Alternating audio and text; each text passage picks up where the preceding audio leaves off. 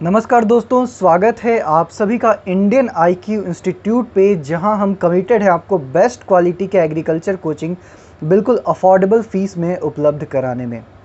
दोस्तों, आज का ये जो वीडियो है वो एफसीआई असिस्टेंट ग्रेड 3 एग्ज़ाम से रिलेटेड है और ख़ास करके ये वीडियो उन लोगों के लिए है जो कि टेक्निकल कैडर से अप्लाई करने वाले हैं, क्योंकि बहुत सारे वीडियो हैं यूट्यूब पे, लेकिन कोई भी वीडियो आपको कंप्लीट इन्फॉर्मेशन टेक्निकल कैडर को लेकर नहीं दे रहा है।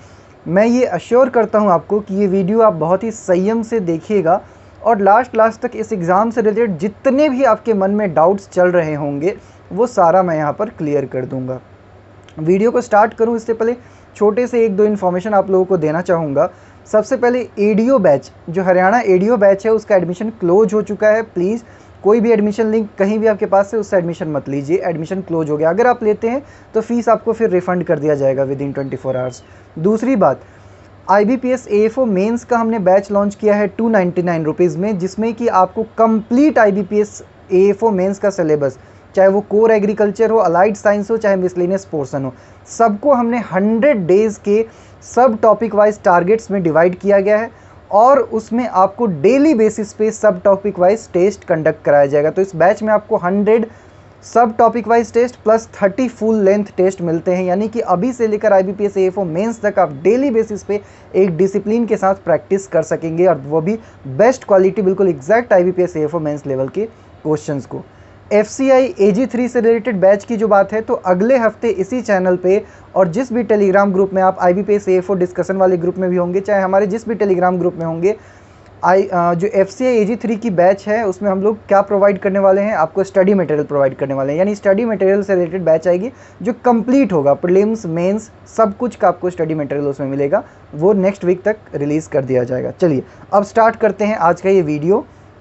FCI असिस्टेंट ग्रेड 3, सबसे पहला कन्फ्यूज़न जो आपके मन में चलता है, इसकी तैयारी करे कि ना करे, तो ध्यान रखिएगा। सबसे इम्पॉर्टेंट बात, एग्रीकल्चर स्टूडेंट के लिए मैं हमेशा बोलता हूँ ना, ये जो साल है और ख़ास करके ये पीरियड बिल्कुल अभी गोल्डन पीरियड चल रहा है। क्यों मैं ऐसा कह रहा हूँ? क्योंकि इतने सारे वैकेंसीज, इतने सारे एग्ज़ाम्स एक साथ आपको देखने को मिला हुआ है। ऑब्वियस सी बात है कि 2024 में इलेक्शन होने वाला है, 2024 में इलेक्शन होने वाला है, तो इलेक्शन से 2 साल पहले का जो पीरियड होता है, 1.5-2 साल का पीरियड, गवर्नमेंट पूरा ट्राई करती है जितने ज़्यादा से ज़्यादा हो सके जॉब्स दे दे। ये एक लहर होता है, हमेशा होता है, हमेशा ऐसा होता है। 2019 में इलेक्शन हुआ था तो 18 के आसपास में खूब जॉब आए हुए थे, 17 लास्ट में खूब जॉब आए थे, वैसे ही अभी भी हो रहा है। आपका टारगेट होना चाहिए कि इस लहर में आप भी अपना नैया पार कर ले, जैसे भी हो, बस इस लहर में आपको जॉब ले लेना है। ऐसा करना है कि 5-6 महीने 7 महीने के बाद आपके पास आपको डिसीजन लेना पड़े कि कौन सा जॉब करना है, कौन सा नहीं करना है। कंपेयर कर दूं अगर बैंक एग्ज़ाम से, तो सबसे पहले FCI के जॉब में आपको किसी प्रकार की कोई कस्टमर डीलिंग नहीं करनी पड़ती। मैंने एक एक चीज़ पॉइंट नोट करके लाया हूँ ताकि कोई भी चीज़ मैं छोड़ूँ ना आपके सामने। हर चीज़ हम लोग शुरू से लेकर लास्ट तक इस एग्ज़ाम की डिस्कस करेंगे। सबसे पहले कोई कस्टमर डीलिंग नहीं होती है, जॉब इतना ज़्यादा हेक्टिक नहीं होता है। 10 बजे आपकी ऑफिस स्टार्ट होती है और शाम के 5 बजे तक छुट्टी हो जाता है। कहीं कहीं 9:30 से लेकर और 5 बजे के आसपास होता है, वो डिपेंड करता है। अलग अलग जो ऑफिसेज हैं वहाँ पे अलग अलग इसके थोड़े से रूल्स होते हैं। दूसरा कि सैलरी एक अच्छी सैलरी है, डिसेंट, आपको लगभग 35-40,000 के आसपास में सब मिला उला के आपको सैलरी रिसीव हो जाता है। इसके अलावा जो है लगभग 5 से 6 साल के अंदर आप अगले लेवल पे प्रमोट हो जाते हैं। आपका जो प्रमोशन है वो 5 से 6 ईयर्स के आसपास में हो जाता है। दूसरी बात, प्रेशर की बात करें तो जितना आपको लगता है कि किसी दूसरे बैंकिंग जॉब में, चाहे वो क्लरिकल हो, चाहे PO हो, चाहे SO हो, जितना है उतना यहाँ पर नहीं है। पोस्टिंग की बात करें तो आपको डिसाइड करना होता है कि कौन सा जोन आप चूज़ कर रहे हैं। अगर आप नॉर्थ जोन चूज़ करते हैं तो आपकी जो पोस्टिंग होगी वो नॉर्थ जोन में ही होगी। अगर आप साउथ जोन चूज़ करते हैं तो आपकी पोस्टिंग साउथ जोन में होगी, जो कि बैंकिंग में ऐसा जनरली नहीं देखा जाता है। आपको कहीं भी पोस्ट कर दिया जाता है, वो चीज़ आपके हाथ में नहीं होता है। तो कुछ चीज़ों को अगर कंपेयर करें तो कहीं ना कहीं ये जॉब जो है वो बैंक जॉब से थोड़ा सा किसी मामले में आप कह सकते हैं कि बेहतर हो सकता है आपके लिए। डिपेंड करता है वो भी कि बच्चों के ऊपर। कुछ बच्चे होंगे जो चाहते होंगे कि नहीं, मुझे बहुत जल्दी कम समय में और खूब सारा प्रमोशन मिल जाए, तो फिर उनको जो है वो बैंक जॉब ही ज़्यादा सूटेबल रहेगा। पर आप अभी ये मत सोचिए, आप ये सोचिए कि मुझे दोनों ही एग्ज़ाम क्लियर करना है और मुझ पे ये होना चाहिए कि मैं डिसाइड करूँ कि कौन सा मुझे ज्वाइन करना है, कौन सा नहीं करना है। तो सबसे पहले तो कंपैरिजन की बात हो गई। दूसरी बात, टेक्निकल पोस्ट की अगर बात करें, टेक्निकल कैडर की बात करें, तो 1300-1400 के आसपास वैकेंसी है। वैकेंसी एक अच्छी वैकेंसी है, मतलब आप लोग अगर थोड़ा सा मेहनत कर देते हैं तो ये एग्ज़ाम आप आसानी से क्लियर कर सकते हैं। डिसेंट जॉब है। और जो आप ये समझ लीजिए कि पेपर अगर अभी आपको मैं डिस्कस करूंगा सारा, अभी पेपर पैटर्न वगैरह अगर आपसे डिस्कस करूंगा, आप जब कंपेयर करेंगे बैंक एग्ज़ाम से तो आप पाएंगे कि जो पेपर का लेवल है, जिस लेवल का आप प्रिपरेशन करते हैं अभी अपने एएफओ के लिए, उससे कहीं ना कहीं जो पेपर का लेवल है वो आपको कम ही दिखता हुआ मिलेगा। यहाँ पे मैं आपको बताता हूँ। सबसे पहले हम लोग बात करेंगे एक एक चीज़ की, पेपर पैटर्न डिस्कस करेंगे, सिलेबस क्या है वो डिस्कस करेंगे, प्रीवियस ईयर का क्या ट्रेंड रहा, कट ऑफ क्या रहा, मतलब हर चीज़ यहाँ पे एक एक करके डिस्कस करेंगे। टेक्निकल वाले पोस्ट के लिए कौन कौन लोग एलिजिबल हैं, जितने भी लोग बीएससी एग्रीकल्चर किए हैं, बॉटनी है, जूलॉजी है, बायोटेक है, बायोकेमिस्ट्री, फूड साइंस, माइक्रोबायोलॉजी, या बीई या बीटेक है फूड साइंस में, फूड साइंस टेक्नोलॉजी में, एग्रीकल्चर इंजीनियरिंग या बायोटेक में, वो सब एलिजिबल हैं। साथ ही साथ ध्यान रखिएगा कि कंप्यूटर की प्रोफिशिएंसी प्रूव करने के लिए आपके पास कुछ प्रूफ होना चाहिए, या तो आपने कोई डिप्लोमा या सर्टिफिकेट किया हो, या आपने अपने एकेडमिक्स में कहीं ना कहीं कंप्यूटर पढ़ा हो, तो आप कंप्यूटर में प्रोफिशिएंट माने जाते हैं। अब एक एक करके हम एग्ज़ाम के बारे में डिस्कस कर लेते हैं। प्रीलिम्स एग्ज़ाम की सबसे पहले बात करते हैं। तो प्रीलिम्स में क्या होगा, 60 मिनट का आपका पेपर होगा, जिसमें 4 सेक्शंस होंगे। चारों सेक्शन को अटेम्प्ट करने के लिए आपको 15 मिनट का टाइम मिलेगा। सेक्शनल टाइमिंग है, ध्यान रखिएगा, सेक्शनल टाइमिंग है, सेक्शनल कट ऑफ नहीं है। इस चीज़ को लेकर पूरा क्लियर हो जाइए, कोई सेक्शनल कट ऑफ नहीं है, सेक्शनल टाइमिंग है बस। अब है जीए जीएस, यहाँ पे आपको थोड़ा सा नया लग रहा होगा कि जीए जीएस हमें पढ़ना है, जनरल अवेयरनेस और जनरल साइंस पढ़ना है, उसके लिए क्या करेंगे। तो ध्यान रखेंगे कि जीए जीएस जो है अपने आप में बहुत ही इंपॉर्टेंट है। क्यों इंपॉर्टेंट है आगे चल के मैं आपको बताऊंगा। इसमें प्रीलिम्स में भी इससे लगभग 25 क्वेश्चन आ रहे हैं, जिसमें से 20 क्वेश्चन जो है आपके वो जनरल अवेयरनेस और जनरल साइंस से, और 5 क्वेश्चन जो हैं वो आपकी करंट अफेयर्स पे। आप चाहें तो करंट अफेयर्स को इस समय थोड़ा सा अवॉइड कर सकते हैं। आप एग्ज़ाम के टाइम पे ही अगर 15-20 डेज़ में कर ले तो बेहतर है, कोई दिक्कत नहीं। करंट अफेयर्स 5 मार्क्स का है, आप इसको थोड़ा सा कम ध्यान दे सकते हैं। लेकिन जो अगला सब्जेक्ट है आपका, जनरल अवेयरनेस है चाहे जनरल साइंस है, इसमें आप बिल्कुल भी कटौती नहीं कर सकते। लेवल जो है वो बहुत ज़्यादा हाई नहीं रहेगा, 8, 9, 10 तक का ही लेवल आपको देखने को मिलेगा। मतलब कि एक एसएससी एग्ज़ाम के लिए जनरल अवेयरनेस का या जनरल साइंस का जो सिलेबस रहता है एग्जैक्टली वही सिलेबस है आपको। तो कोई भी हाई लेवल, अगर आपको कोई कहता है कि 7th क्लास से लेकर 12th क्लास तक की सारी पॉलिटी, हिस्ट्री, ज्योग्राफी पढ़ लो, इकोनॉमिक्स पढ़ लो, ऐसा आपको नहीं करना है। आपको एक अच्छा सा कोई सोर्स उठाना है जिसमें कि एसएससी लेवल के जनरल अवेयरनेस प्रेजेंट हो, जनरल साइंस प्रेजेंट हो, आपको उतना ही पढ़ना है। अगर आप कहीं और से करते हैं तो आप ध्यान रखिएगा कि वैसे ही करिएगा। बाकी हमारा स्टडी मटेरियल तो आपको मिल ही जाएगा अगले हफ्ते से। दूसरी बात, इंग्लिश, रीजनिंग और न्यूमेरिकल एबिलिटी की बात करेंगे। इसको लेकर बहुत ज़्यादा कन्फ्यूजन है। बहुत ज़्यादा कन्फ्यूजन इसलिए है क्योंकि देखिए लास्ट जो पेपर हुआ था वो 2019 में हुआ था, 2019 में पेपर हुआ था लास्ट। और उस पेपर का आपको, मतलब उस टाइम जो एग्ज़ाम हुआ था उसका क्वेश्चन पेपर आपको कहीं भी अवेलेबल नहीं मिलेगा।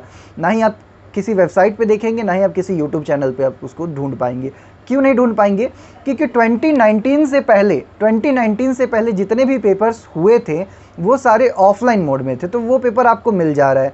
लेकिन 2019 में ट्रेंड चेंज हुआ था और वहाँ से ऑनलाइन एग्ज़ाम स्टार्ट हुए थे, ठीक है। और उस टाइम भी बहुत ज़्यादा गैप था, बहुत मतलब काफ़ी टाइम के बाद, शायद 2015 में लास्ट एग्ज़ाम कराया गया था, उसके बाद सीधा 2019 में एग्ज़ाम कराया गया। और उस टाइम जो एग्ज़ाम कराया गया था तो उसमें जो पैटर्न आया था वो बैंकिंग लेवल का आया था। लेकिन इससे पहले जो एग्ज़ाम कराए जाते थे उसके भी 4 साल पहले, यानी कि अभी से लगभग 6-7 साल पहले, उस टाइम जो पेपर का पैटर्न था वो था एसएससी लेवल का पेपर पैटर्न, ठीक है। तो वो पुराना हो गया, लेकिन आपको इंटरनेट पे वही पेपर मिल रहा है। आप उसको उठाते हैं तो आपको लगता है कि यार रीजनिंग, मैथ्स वगैरह तो ये एसएससी टाइप का लग रहा है, पर आप फिर वहाँ पे हो जाते हैं कंफ्यूज। लेकिन ये कंफ्यूजन हम निकाल दीजिए, ये 6-7 साल पुरानी बात है, वो ट्रेंड गया, ख़त्म हो गया। 2019 में जब एग्ज़ाम हुआ था, जब इंग्लिश, रीजनिंग और मैथ्स पूछे गए थे, तो वहाँ पर बिल्कुल आपका बैंकिंग का पैटर्न आया था। बैंकिंग, और वो मैं अभी आपको बताऊंगा, अभी एक एक चीज़ बताऊंगा, किस टॉपिक से क्वेश्चन कितने आए थे वो सारा चीज़ यहाँ पे बताऊंगा। शुरुआत करेंगे न्यूमेरिकल एप्टीट्यूड यानी कि क्वांट से, मैथ्स से। मैथ्स में जो है सिंप्लीफिकेशन और अप्रॉक्सीमेशन से 10 से 15 क्वेश्चंस आए थे। मिसिंग नंबर से 5 क्वेश्चंस आए थे, मिसिंग नंबर सीरीज से। और डीआई, डेटा इंटरप्रिटेशन से 5 क्वेश्चंस आए थे। अरिथमेटिक से 10 क्वेश्चन आए थे। टोटल जो मैथ्स थे वो 35 क्वेश्चन आपको पूछे गए थे वहाँ पर। इसके अलावा रीजनिंग की अगर बात करें तो रीजनिंग में सिलॉज से आपके 5 क्वेश्चन आए थे, पजल और सिटिंग से 3 पजल और सिटिंग वहाँ पे पूछे गए थे। एक सर्कुलर सिटिंग पूछा गया था, एक स्ट्रेट लाइन सिटिंग पूछा गया था और एक फ्लोर बेस्ड पजल पूछा गया था। तो इससे लगभग 10 से 12 क्वेश्चन के आसपास इससे पूछे गए थे। अल्फ़ा न्यूमेरिक सीरीज जो होता है जिसमें कि ABC 1 2 9 5 स्टार हैज वगैरह इस तरीके से सीरीज जो दिया जाता है उससे 5 क्वेश्चन पूछे गए थे। कोडिंग डिकोडिंग से 5 क्वेश्चन पूछे गए थे, डायरेक्शन डिस्टेंस से 5 क्वेश्चन पूछे गए थे और बाकी मिसलेनियस पोर्शन से 2-3 क्वेश्चन आपसे पूछे गए थे। इंग्लिश की अगर बात करूँ तो रीडिंग कॉम्प्रहेंशन से 8 क्वेश्चन पूछे गए थे, पैरा जंबल से 6 क्वेश्चन पूछे गए थे। पैरा जंबल भी बिल्कुल ईजी थे उसमें। और इसके अलावा आपके क्लोज टेस्ट थे जिसमें कि स्टोरी दिया हुआ था, प्रिंसिपल और स्टूडेंट का स्टोरी दिया था, उससे 5 क्वेश्चन पूछे गए थे। एरर के 8 क्वेश्चन थे उसमें, एरर के 8 क्वेश्चन थे, ध्यान रखिएगा। और फिलर्स जो होते हैं, fill in the blanks type होते हैं, सिंगल फिलिंग वाले थे, 3 क्वेश्चन थे। अब मैं बात करूंगा कि लेवल की, लेवल क्या थी क्वेश्चन की। क्वेश्चन का लेवल एक्सट्रीमली ईजी था। ईजी इसलिए था क्योंकि आपका जो IBPS क्लरिकल का लेवल होता है उससे भी ज़्यादा ईजी लेवल था। मतलब कि ये ऑब्वियस सी बात है, असिस्टेंट का एग्जाम है, मैनेजर का एग्जाम तो है नहीं, तो यहाँ पे लेवल आप क्लरिकल लेवल का ही समझ के चलिएगा। जो क्लरिकल लेवल का पेपर आता है बैंकिंग एग्जाम में बिल्कुल वही लेवल आएगा। तो आप IBPS SO के लिए, AFO के लिए जो प्रीलिम्स की तैयारी करते हैं वो कहीं ना कहीं इससे बहुत ज़्यादा हाई लेवल का आप तैयारी करते हैं, तो इसके लिए लेवल के लिए बिल्कुल निश्चिंत रहिएगा। इसके बाद कट ऑफ की अगर बात करें तो जो प्रीलिम्स का जो कट ऑफ आया था उस टाइम पे वो लगभग अप्रॉक्स 65-70 मार्क्स के आसपास कुछ कट ऑफ था, जो कि अलग अलग सोर्सेज से बताए जा रहे हैं कि जो कट ऑफ था वो सारे ही कैडर का सेम कट ऑफ रिलीज़ हुआ था। तो आपको जो अभी से माइंड मेकअप करके चलना है, क्योंकि 65-70 मार्क्स, 65 मार्क्स था शायद, तो 65 मार्क्स लाना ऐसे एग्ज़ाम में जो क्लरिकल लेवल या उससे ईजी लेवल हो वो बहुत ज़्यादा बच्चों के लिए मुश्किल नहीं होता है। कंपटीशन आप सभी जानते हैं, ये तो 2019 की बात थी, अब तो 2022 है। चीज़ें बहुत ज़्यादा तेज़ी से डेवलप हो रहा है, ऑनलाइन एजुकेशन बहुत ज़्यादा प्रमोट हुआ है, हर बच्चे बहुत प्रैक्टिस कर रहे हैं, ठीक है। हमारे जैसे चैनल्स है जो बहुत ही कम कॉस्ट में आप लोगों को अफोर्डेबल कोचिंग उपलब्ध करा रहे हैं, ऐसे बहुत सारे इंस्टीट्यूशंस हो सकते हैं। तो अब बच्चों ने और भी ज़्यादा अपना जो है लेवल बढ़ा लिया, अपग्रेड कर लिया। मैं तो डेली आप लोगों का टेस्ट वेस्ट लेता रहता हूँ, तो मुझे तो इस चीज़ का बहुत अच्छे से आइडिया है। तो आप जो अपना कट ऑफ है अपने दिमाग में 70 मार्क्स मिनिमम आप मान के चलिएगा कि मुझे 70 प्लस अपने इस प्रीलिम्स लेवल के एग्ज़ाम में स्कोर करना ही करना है। और एक थंब रूल भी मैं आपको बताता हूँ, चाहे आप प्रीलिम्स को लेकर कंफ्यूज हो जाए, चाहे मेंस के कट ऑफ को लेकर कंफ्यूज हो, हमेशा ध्यान रखिएगा एक थंब रूल। कोई भी एग्ज़ाम हो ना, दुनिया का कोई भी एग्ज़ाम हो, अगर उस एग्ज़ाम में आप 70% से ज़्यादा स्कोर कर रहे हैं, आपका सिलेक्शन नहीं रुकेगा। 70% से ज़्यादा एक जनरल एग्ज़ाम में अगर आप स्कोर करें, वो एक डिसेंट स्कोर होता है किसी भी कम्पिटिटिव एग्ज़ाम में। अगर आप इतना स्कोर करते हैं तो आप बिल्कुल निश्चिंत रह के चलिए। इसके बाद हम लोग फेज़ 2 को थोड़ा सा डिस्कस कर लेते हैं। फेज़ 2 कैसा होता है? फेज़ 2 में आपको पता है कि 2 पेपर होते हैं, पेपर 1, पेपर 2। एक पेपर जो होता है उसमें इंग्लिश, रीजनिंग और आपका GA GS का पोर्शन और मैथ्स आता है। मैथ्स के जो होते हैं वो 25 क्वेश्चन होते हैं, 25 मिनट में करने होते हैं। इंग्लिश और रीजनिंग के भी 25 क्वेश्चन होते हैं, 25 मिनट्स में आपको करने होते हैं। लेकिन जो GA GS का जो पोर्शन है उसके 45 क्वेश्चन होते हैं और आपको 40 मिनट का टाइम वहाँ पर दिया जाता है, ठीक है। तो यानी कि टोटल आपका 2 आवर्स का पेपर यहाँ पर होता है, 120 मिनट का, और आपको जो क्वेश्चन है वो 25 और 45 क्वेश्चन आपको मिलते हैं। तो इसका मतलब मैंने आपको क्यों बोला था कि GK GS इंपॉर्टेंट है, क्योंकि GK GS आप सेकेंड स्टेज में देख रहे हैं कि 45 क्वेश्चन आ रहा है और पेपर 1 और पेपर 2 को मिलाकर ही आपका मेरिट बनाया जाएगा।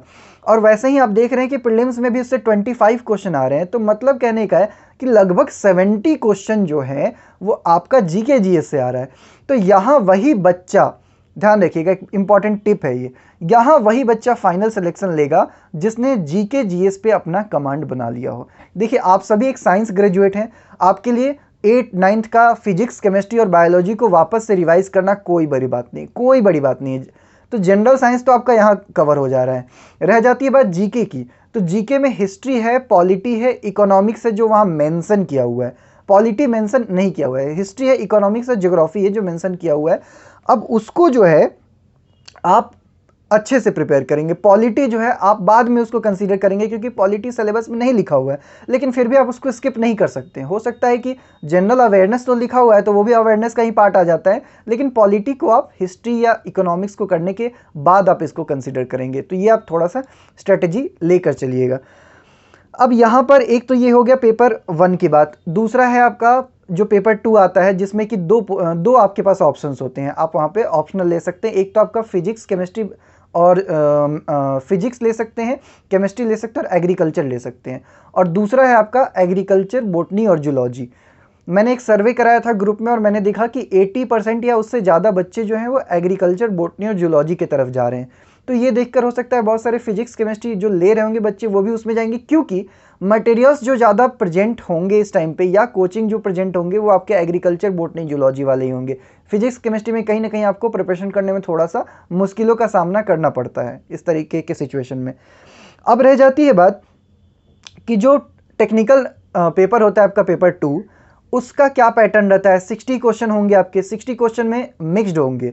आपका एग्रीकल्चर से भी पूछा जाएगा, बॉटनी से भी पूछा जाएगा, जूलॉजी से भी पूछा जाएगा। अब एक एक करके मैं आपको एक बार समझा देता हूं कि एग्रीकल्चर, बॉटनी, जूलॉजी में आपको क्या करना है पेपर 2 के लिए। देखिए, एग्रीकल्चर में पूरा एग्रीकल्चर लेकर नहीं बैठ जाइएगा, ठीक है। एग्रीकल्चर में बहुत ही कम पोर्शंस हैं जो आपको करने हैं। ध्यान से समझिएगा किस किस को करना है। सबसे पहले आपको एग्रोनॉमी पूरा कंप्लीट करना है अच्छे से, अच्छे लेवल पे। दूसरा, आपको सॉइल साइंस कंप्लीट करना है। तीसरा, जितने भी फील्ड क्रॉप्स हैं, खास करके उसमें सीरियल्स, पल्सेस जो हैं उसको आप अच्छे से करेंगे, तो फील्ड क्रॉप प्रोडक्शन आप अच्छे से करेंगे। जनरल एग्रीकल्चर के सारे पोर्शंस करेंगे, जहाँ से फैक्चुअल क्वेश्चंस, टेबुलर क्वेश्चंस जो आपको दिखते हैं वो सारे आप करेंगे। इसके अलावा इंटोमोलॉजी, पैथोलॉजी और नेमेटोलॉजी, इसको आप अच्छे से करेंगे। और एग्रीकल्चर इकोनॉमिक्स, बस आपको एग्रीकल्चर में इतना ही करना है, इससे ज़्यादा आपको कुछ भी करने की ज़रूरत नहीं है। फिर आते हैं हम बॉटनी और जूलॉजी की तरफ। तो बॉटनी में सबसे पहले आपको क्या करना है, सेल बायोलॉजी करना है। जितने भी सेल के अंदर के ऑर्गेनल्स हैं सारे, सबकी आपको अच्छे से स्टडी करनी है। सेल बायोलॉजी एक इजी टॉपिक है, बहुत जल्दी आप इसको कंप्लीट कर सकते हैं।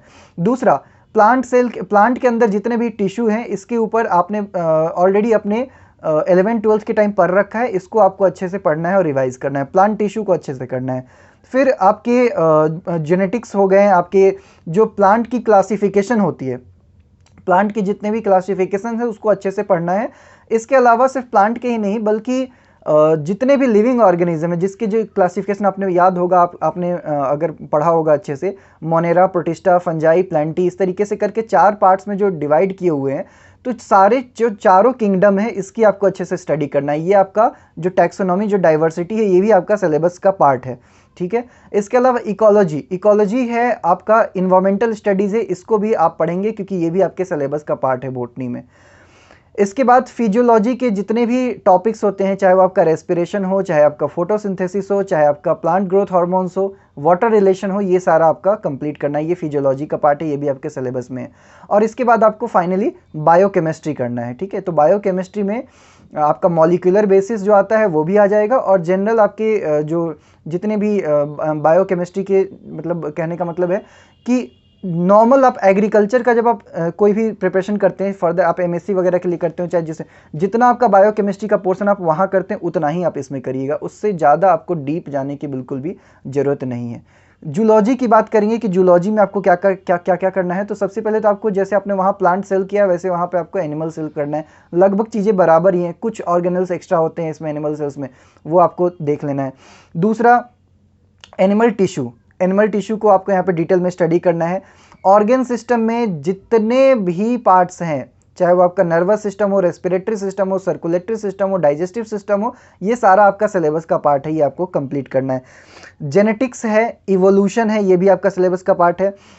क्लासिफिकेशन का क्या मतलब होता है कि जो किंगडम एनिमेलिया है उसको अलग अलग फाइलम्स में क्लासीफाई किया हुआ है, आपने अगर पढ़ा होगा इस चीज़ को। जैसे आपका पॉरीफेरा है, सिलेंट्रेटा है, निडेरिया है, प्लेटीहेलमिंथिस है, एस्केलमिंथिस है, एनेलिडा है, ऑर्थ्रोपोडा है, मोलस्का है, जितने वर्टिब्रेट्स हैं, एम्फीबियंस हैं, ये सारा जो मैमेलिया क्लास के जितने सारे, ये सब कुछ आपको पढ़ना है। यही क्लासिफिकेशन, एनिमल क्लासिफिकेशन, ये टोटल आपको पढ़ना है और रिवाइज करना है। इसके अलावा इसमें भी आपको जो इंसेक्टा क्लास है उसको थोड़ा सा डिटेल में आपको पढ़ना है। इंसेक्ट्स हैं, रोडेंट्स हैं, माइक्रोबायोलॉजी है बेसिक, वो आपको इसमें देखना है। दूसरा कि जो मैंने आपको बताया कि क्लासिफिकेशन, जितने आपको जो मोनेरा के अंदर जो सब आ जाते हैं, जितने तरह के बैक्टीरिया हैं, प्रोटिस्टा के अंदर जो आ जाते हैं, फंगस के अंदर जो आ जाते हैं, जो वायरस का आपको स्टडी करना है, माइकोप्लाज्मा का स्टडी करना है, ये सारा आपका जूलॉजी का पार्ट हो जाता है। अब आती है बात कि लेवल क्या रखना है, कहाँ तक स्टडी करना है, क्या हमें ग्रेजुएशन लेवल का स्टडी करना है या क्या करना है। तो नहीं, आपको इतना लेवल नहीं रखना है। आपको सिंपली जो 12th तक का लेवल है, 10th तक मत रखिएगा, 12th तक का जो लेवल है उतने लेवल तक आपको प्रिपेयर करना है जूलॉजी और बॉटनी में। पेपर ऐसा नहीं कि सारा बॉटनी जूलॉजी 12th के ही पार्ट से आएगा, 10th तक का भी आता है, लेकिन 12th से भी क्वेश्चंस आते हैं, मतलब अच्छे लेवल के क्वेश्चंस आपसे पूछे जाते हैं। तो 10th का वैसे ही प्रिपेयर हो जाएगा अगर आप 12th लेवल पे प्रिपेयर करते हैं तो। ट्रस्ट मी, सारी चीज़ आपके पढ़े हुए हैं, आपने कुछ भी ऐसा नहीं है जो नहीं पढ़ा होगा, आपने अपने स्कूल डेज में पढ़ा होगा। अब आपको थोड़ा सा अच्छे से सीरियस होकर इसकी स्टडी आपको करनी है। अगर आपने इतना कंप्लीट कर लिया तो आपको बिल्कुल निश्चिंत हो जाना है, कुछ भी आपको एक्स्ट्रा सोचने की ज़रूरत नहीं है। ठीक है, अब रह जाती है बात की स्ट्रेटजी ये रखिएगा कि प्रीलिम्स और मेंस दोनों की तैयारी पैरेलली आप चलाइएगा। अगर आप दिन में 1 घंटा 1.5 घंटा प्रीलिम्स के लिए दे रहे हैं तो 1.5 घंटा आप मेंस के लिए भी दीजिएगा। दोनों को साथ में लेकर चलिए, दोनों को स्किप मत करिएगा। अब वो टाइम आ गया है ना कि बिल्कुल ये सोच लीजिए कि दिन का 3 घंटा मुझे एफसीआई को देना है, दिन का 3 से 3.5 घंटा मुझे एएफओ को देना है। इस तरीके से आप लेकर चलिए, 6 to 7 आवर्स की स्टडी करिए। क्योंकि ये जो अभी इस टाइम का मैंने आपको बताया ना, अभी क्या है, अभी हरियाणा एडीओ का एग्ज़ाम है, एफसीआई का टेक्निकल एग्ज़ाम आ गया आपका, आप में से बहुत सारे लोग नाबार्ड डेवलपमेंट असिस्टेंट का भी डालेंगे, वो भी है। एएफओ की भी बहुत ही अच्छी वैकेंसी आएगी जो आपको बहुत राहत देगी इस बार, तो एएफओ की भी वैकेंसी है। इसके बाद आपका हरियाणा में जो सेंट्रल फूड सेफ्टी ऑफिसर की भी वैकेंसी आई हुई है। तो इस तरीके से जो एग्ज़ाम्स हैं, अच्छे अच्छे लेवल के एग्ज़ाम्स आपके सामने आए हुए हैं। बस आप में से जो बच्चा इस टाइम का प्रॉपरली यूटिलाइज़ कर लेगा, उसके पास 2-3 ऑप्शंस रह जाएंगे, और यूटिलाइज़ न करने को अभी आप अफोर्ड नहीं कर सकते। इस टाइम पे जितना हो सके इस टाइम को अच्छे से यूटिलाइज़ करिए। किसी तरीके की कोई डाउट हो, कुछ भी आपके अंदर क्वेरी हो, मैं हमेशा अवेलेबल हूँ।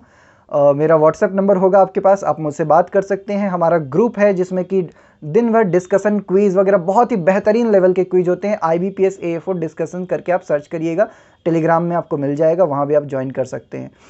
AFO की टेस्ट सीरीज जो है 100 डेज़ वाली, उसको ज्वाइन करना चाहते हैं तो डिस्क्रिप्शन में उसकी डिटेल्स है, आप वहाँ से ज्वाइन कर सकते हैं। मिलते हैं आप लोगों से फिर नेक्स्ट वीडियो में नेक्स्ट अपडेट के साथ। अच्छा, चैनल को भी सब्सक्राइब कर लीजिएगा, ठीक है? 10,000 सब्सक्राइबर्स होने वाले हैं, सब्सक्राइब कर लीजिएगा।